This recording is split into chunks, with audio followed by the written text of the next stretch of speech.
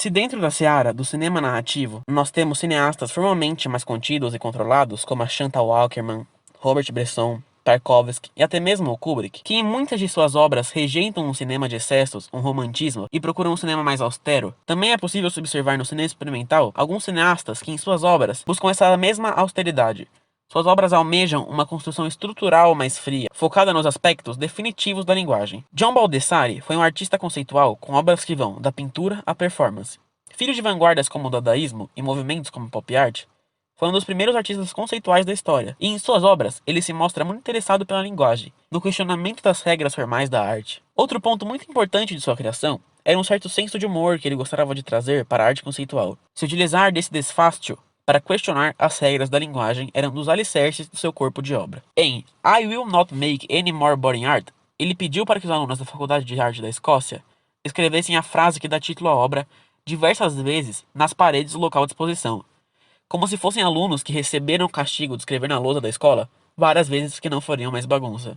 Em I Am Making Art, ele se filma e enquanto permanece sem expressão, começa a mexer os braços, as mãos e a andar, e a cada movimento que ele faz, ele repete a frase I am making art. Quando Baldessari começou a fazer filmes experimentais, ele logo se mostrou como um desses cineastas que focam nos aspectos definitivos da linguagem.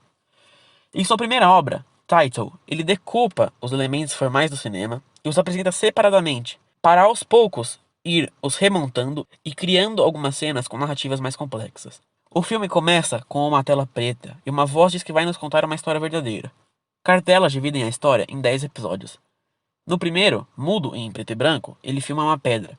Temos um corte e ele está filmando uma cadeira, mais um e agora um cachorro.